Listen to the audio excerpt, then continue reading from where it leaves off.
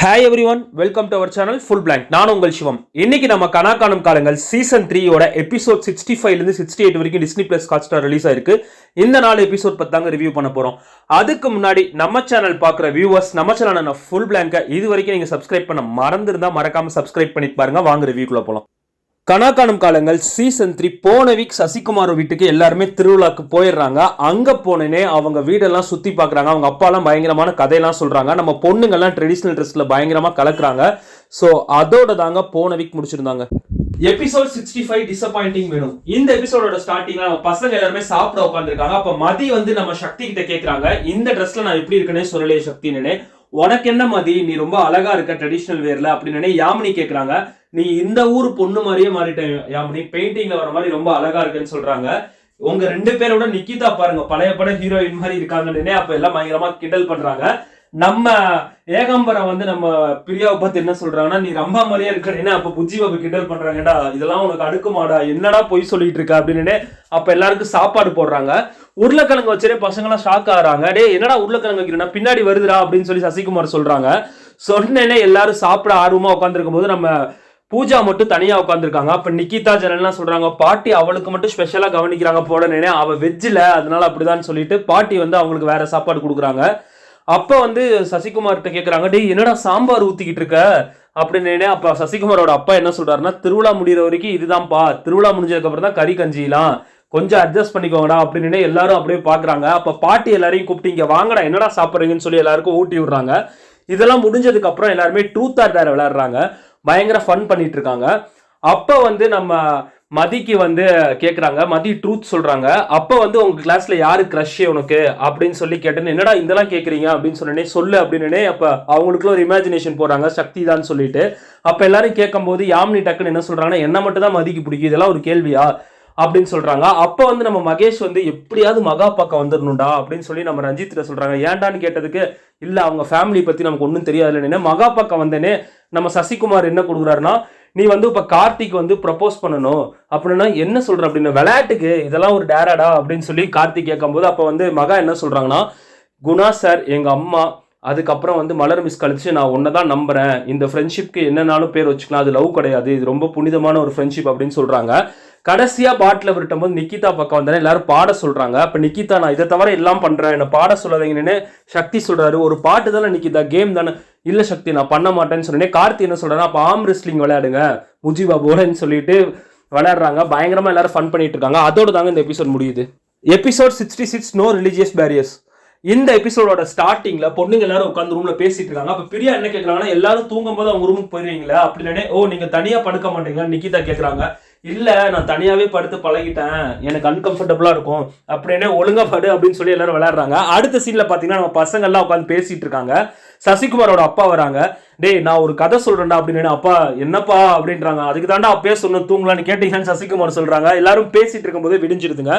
அப்ப வந்து எல்லாரும் வந்து பேஸ்ட் பிரஷ் கேட்டு நம்ம சசிகுமார்கிட்ட கேட்கும்போது அவர் சொல்றாரு, டே இது கிராமம்டா, அதெல்லாம் டவுன்ல தான் கிடைக்கும், இந்தாங்கடா ஆளுக்கு ஒரு வேப்பங்குச்சி வச்சு தேய்ங்க அப்படின்னு. பிரியா, ஐயோ இதுல எப்படி, நான்லாம் செய்ய மாட்டேப்பா அப்படின்னு.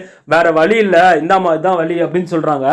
எல்லாரும் அங்க இருந்து வந்து வயல்லாம் சுத்தி பார்த்துட்டு பயங்கரமா ஃபன் பண்ணிக்கிட்டு இருக்காங்க.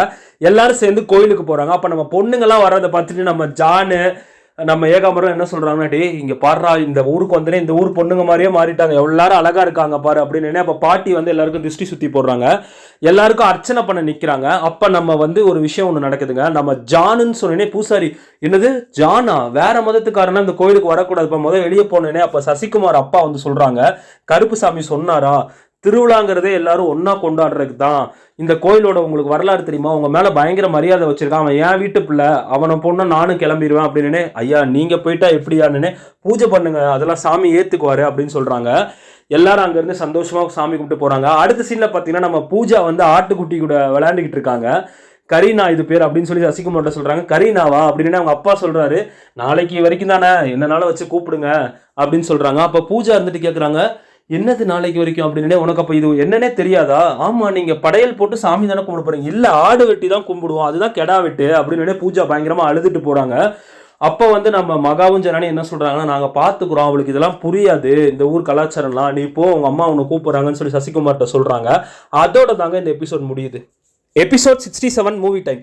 இந்த எபிசோடோட ஸ்டார்டிங்ல நம்ம கார்த்தி வந்து பயங்கரமா போட்டோ எடுத்துட்டு இருக்காரு. மகா அதை பார்த்துட்டு, என்ன கார்த்தி கையில கேமரா வச்சிருக்கேன்? ஆமா, எங்க அப்பா 10th நல்ல மார்க் எடுத்து வாங்கி கொடுத்தாங்க அப்படின்னு. உனக்கு போட்டோலாம் எடுக்க தெரியுமா? பாடுறா, நான் என்னமோ நினைச்சேன், நீ தான் டிராயிங் நல்லா பண்ற, எங்க அம்மா என்ன சின்ன வயசுல போட்டோ எடுத்தது கார்த்தி அப்படின்னு. அவ்வளவுதானே, நான் உன்னை போட்டோ எடுக்கிறேன், நல்லா இல்லைன்னா நான் அடிச்சிருவேன், பரவாயில்லையான்னு சொல்றாங்க. பரவாயில்ல அப்படின்னு சொல்லி பயங்கரமா போட்டோ எடுத்தேன்னு நம்ம பசங்களாம் அங்கிருந்து பார்த்துட்டு, டேய் இவன் கேமரா எடுத்துட்டு வந்ததே சொல்லலடா, இவன் ஆட்டை எப்படியாவது களைச்சு விடணும்னு சொல்றாங்க. அப்ப ஜான் என்ன சொல்றாருன்னா, இருக்கட்டும்டா, இன்னும் கொஞ்ச நேரம் கழிச்சு பாத்துக்கலாம் விடுங்க அப்படின்னு சொல்றாங்க. அப்ப மகா வந்து போட்டோஸ்லாம் பார்த்துட்டு சூப்பரா இருக்கு கார்த்தி அப்படின்னு சொல்றாங்க. அடுத்த சீன்ல என்ன ஆகுது அப்படின்னு பாத்தீங்கன்னா, நம்ம சக்தி வந்து சின்ன பசங்க கூட விளையாண்டுருக்கிறத பார்த்து யாமினி, நானும் வர சக்தி அப்படின்னு, இந்த கேம் உனக்கு தெரியுமான்னு, எனக்கு தெரியுமா, சூப்பரா விளையாடுவேன்னு சொல்லி விளையாண்டுட்டு இருக்கும்போது மதியம் பாதியில வந்து ஜாயின் பண்றாங்க. நம்ம பிரியா வந்து, நீ போய் விளையாடு சக்தி கூட அப்படின்னு சொல்றாங்க. அப்ப விளையாண்டுட்டு இருக்கும்போது மதிக்கு அடிபட்டுருதுங்க. சக்தி வந்து பார்த்துட்டு இருக்கும்போது யாமினி வந்து பொசசிவ் ஆகி என்ன சொல்றாங்கன்னா, நான் பாத்துக்கிறேன் நீ போ அப்படின்னு. சரி பாட்டிட்ட கூட்டிட்டு போங்க, நம்ம அங்கிட்டு போய் விளையாடலான்னு எல்லாரும் கிளம்புறாங்க. அடுத்த சீன்ல என்ன ஆகுது அப்படின்னு பாத்தீங்கன்னா, நம்ம சசிகுமார் வந்து ஸ்கிரீன்லாம் போட்டுட்டு, டேய் இங்க பாருங்கடா சூப்பரா இருக்கும், புது படம் போட போறோம் அப்படின்னு. சரி சீக்கிரம் போடு அப்படின்னு சொல்லிட்டு ஜான் எல்லாம் சொல்றாங்க. அப்ப பாத்தீங்கன்னா நம்ம சக்தி பக்கத்துல யாமினி மதியம் போய் உட்காடுறாங்க. நம்ம ரஞ்சித்தையும் மகேஷையும் அனுப்பிட்டு, கார்த்தி பாத்தியாடா நம்ம கூட தாண்டா உட்காந்துருக்கான்னு சொல்றதுக்குள்ள மகா கூப்பிட்டேனே கார்த்தியும் போயிடுறாங்க. பசங்கள்லாம், டேய் பாருடா, நம்ம தான் உட்காந்து படம் பார்க்கணும் போல அப்படின்னு. அப்ப பூஜா எங்கன்னு சொல்லிட்டு நம்ம ஜனனி கிட்டையும் மகா கிட்டையும் கேட்கும் போது, அவ அங்கேயே ஃபீல் பண்ணிட்டு இருக்கா அப்படின்னு. அப்ப சசிகுமார் எப்படியாவது போகணும்னு பாக்குறாங்க. பசங்கள்லாம் விடவே மாட்டேங்கிறாங்க. ஒரு கட்டத்துக்கு மேல படம் ஓடிட்டு இருக்கும்போது அப்படியே எஸ்கேப் ஆயிடுறாங்க. அதோட தாங்க இந்த எபிசோட் முடியுது. பயங்கர ஃபன் பண்ணிட்டு இருக்காங்க எல்லாரும். எபிசோட் 68 த மிஸ்ஸிங் கோல். இந்த எபிசோடோட ஸ்டார்டிங்ல என்ன ஆகுதுன்னா, நம்ம சசிகுமார் போய் பூஜாவை பாக்குறாங்க. பூஜா என்ன சொல்றாங்கன்னா, உங்க குடும்பத்துல இருக்க பிரச்சனை தீர்றதுக்காக பாவம் வாயிலா ஜீவனை வெட்டுறீங்களே, உனக்கு நியாயமா இருக்கா இதெல்லாம் அப்படின்னு. வேற வழியே இல்லை, இங்க இதுதான் கலாச்சாரம் பூஜான்னு. நான் என்ன கேட்டாலும் நீ பண்ணுவேன்னு நினைச்ச சசி அப்படின்னு. உனக்கு இப்ப என்ன பண்ணணும்னு, அந்த ஆடை எப்படியாவது காப்பாத்து சசி, பாவம் அது அப்படின்னு சொல்றாங்க. இவ்வளவுதானே, நான் பண்றேன் பூஜா, நீ போய் பசங்களோட படம் பாரு அப்படின்னு சொல்றாங்க.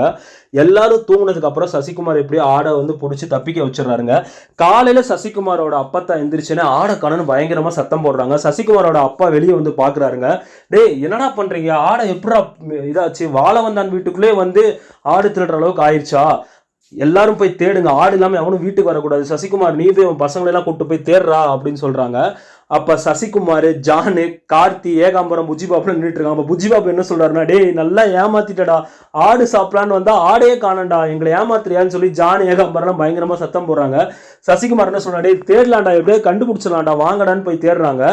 அப்ப ஆடு இல்லாம சொல்லி எல்லாரும் வீட்டுக்கு போறாங்க. எங்கேயுமே தேடி கிடைக்கலன்னு சொல்லி சசிகுமாரோட மாமா சித்தப்பாலாம் சொல்றாங்க. அப்ப அவங்க அப்பா என்ன சொல்றாருன்னா, 1க்கு 2 ஆடா வெட்டுறேன் கருப்பனுக்கு அப்படின்னு. ஒருத்தர் என்ன சொல்றாருன்னா, கருப்பன் கண்டிப்பா ஏத்துக்குவான்னு ஒருத்தருக்கு சாமி வருதுங்க. அப்ப என்ன சொல்றாருன்னா, ஏன்டா என்ன ஏமாத்துறீங்களா, எனக்கு நேர்ந்து விட்டதை தவிர்த்து நீங்களா ஒண்ணு செய்வீங்களா, ஒழுங்கா அதை செய்யலைன்னா உன் குடும்பத்து மேல தோசை விழுந்துரும் பாத்துக்கூடான்னு சொல்லி சாமி ஆடுறாங்க. அப்ப அவங்க அப்பா என்ன சொல்றாருன்னா, எப்படியாவது கண்டுபிடிக்கணும் ஆடை, அது வரைக்கும் நான் அந்த வீட்டு வாசல்ல ஏற மாட்டேன் அப்படின்னு சொல்லி இது பண்றாங்க. அதோட தாங்க இந்த எபிசோட் முடியுது. Coming back to technical team, விஜயகுமாரோட டைரக்ஷன் இந்த 4 எபிசோட்லயும் அந்த கிராமத்துக்கே அப்படியே கொண்டு போயிட்டாருங்க. அந்த அளவுக்கு ரொம்பவே சூப்பரா இருந்துச்சு. முக்கியமா நிறைய ஷாட்ஸ் வந்து பிரமாதமா வச்சிருக்காரு. நீங்க பார்க்கும்போது கண்டிப்பா ஃபீல் பண்ணுவீங்க. நம்ம மணிக்கேரோட ஸ்டோரி இந்த 4 எபிசோட்ஸ்க்குமே வந்து ஆஸ் யூஷுவல் ரொம்ப சூப்பரா இருந்துச்சு. ஆதியோட டைலாக்ஸ் முக்கியமா வந்து எபிசோட் 66ல வந்து ரொம்பவே சூப்பரா இருந்துச்சு. நீங்க கண்டிப்பா கேட்கும் போது என்ஜாய் பண்ணுவீங்க. அதுக்கப்புறம் பாத்தீங்கன்னா நம்ம கரிகாலனோட சினிமோட்டோகிராஃபி பத்தி சொல்லி ஆகணுங்க. என்னமா பண்ணிருக்காரு தெரியுமா மனுஷன், அப்படியே மதுரையே வந்து நமக்கு அழகா காட்டுறாரு. அதுவும் முக்கியமா அந்த டாப் ஆங்கிள் ஷாட்ஸ் எல்லாம் வந்து அந்த கோயிலுக்குலாம் வச்சது ரொம்பவே சூப்பரா இருந்துச்சுங்க. பயங்கரமா பண்ணிருக்காரு. நம்ம லியோவோட மியூசிக் சூப்பரா இருக்குங்க. நிறைய வந்து நீங்க ரசிப்பீங்க. அந்த அளவுக்கு வந்து பிஜிஎம்ல வந்து விளையாண்டுருக்காரு, சூப்பரா பண்ணிருக்காரு. நீங்களும் கண்டிப்பா நோட்டீஸ் பண்ணுவீங்க. நம்ம பிரசாந்தோட ஆர்ட் டைரக்ஷன் ஆஸ் யூஷுவல் வந்து பிரசாந்த் அந்த ஹோல் டீம் வந்து சூப்பரா பண்ணிருக்காங்க. இன்னும் அடுத்தடுத்த எபிசோட்ஸ்ல வந்து இன்னும் பிரமாதமா பண்ணுவாங்க. கண்டிப்பா அவ்வளோ எக்ஸைட்மெண்ட்டா நான் இருக்கேன். நம்ம முகேஷ் குமாரோட எடிட்டிங் சூப்பரா இருக்குங்க. எல்லாமே சாலிட் கட்ஸ் அப்படின்னு தான் நம்ம கண்டிப்பா சொல்லி ஆகணும். எந்த சீனுமே தேவையில்லை அப்படின்னு சொல்லி நம்ம இது பண்ணிட முடியாது. அழகா பண்ணிருக்காரு எடிட்டிங் ஒர்க். ஃபுல் பிளாங்கோட ரேட்டிங் இந்த 4 எபிசோடுக்குமே 3 out of 5. இன்னும் வந்து ஃபுல்லாக வந்து இந்த ஃபெஸ்டிவல் வைப்ஸ்குள்ள நம்ம இன்னும் போகலை. என்னதான் இந்த 4 எபிசோட்ஸ்மே செம்ம ஃபாஸ்ட்டாகவும் என்கேஜ்மெண்ட்டாக போனாலும் அந்த ஃபெஸ்டிவல் மோட் வந்து நெக்ஸ்ட் வீக்ஸில் தான் நமக்கு தெரிய வரும் எவ்வளோ தூரத்துக்கு அது இருக்குது அப்படின்னு சொல்லிட்டு. ஸோ நானும் உங்களை மாதிரி வெயிட் பண்ணிட்டு இருக்கேன். இந்த 4 எபிசோட்ஸுமே இன்னைக்கு வந்து ஹாட்ஸ்டார் ரிலீஸ் ஆயிருக்கு. இதுக்கு முன்னாடி நீங்கள் மிஸ் பண்ணாலும் அந்த எபிசோட்ஸுமே ஹாட்ஸ்டார் அவைலபிளாக இருக்குங்க. நானும் இது வரைக்கும் 68 இதுக்குமே ரிவ்யூ சொல்லிட்டேன் எபிசோட்ஸ்க்குமே. ஸோ நீங்கள் மிஸ் பண்ணீங்கன்னா நான் லிங்கை டிஸ்கிரிப்ஷனில் போகிறேன், மறக்காமல் செக் அவுட் பண்ணுங்கள். ஓகே, இந்த ரிவ்யூ உங்களுக்கு பிடிச்சிருந்துச்சுன்னா லைக் பண்ணுங்க, ஷேர் பண்ணுங்க, மறக்காம நம்ம சேனல் ஃபுல் பிளாங்கை சப்ஸ்கிரைப் பண்ண மறந்துடாதீங்க. நீங்க இந்த 4 எபிசோடுமே பார்த்துட்டீங்கன்னா உங்களோட கருத்துக்கள் என்னவென்று ஃபுல் பிளாங்க் சேனல்ல சொல்லலாம். உங்க கருத்துக்கள் இங்கே வரவேற்கப்படுகிறது. Stay tune guys for a next review. Love you all. Bye bye. Cheers.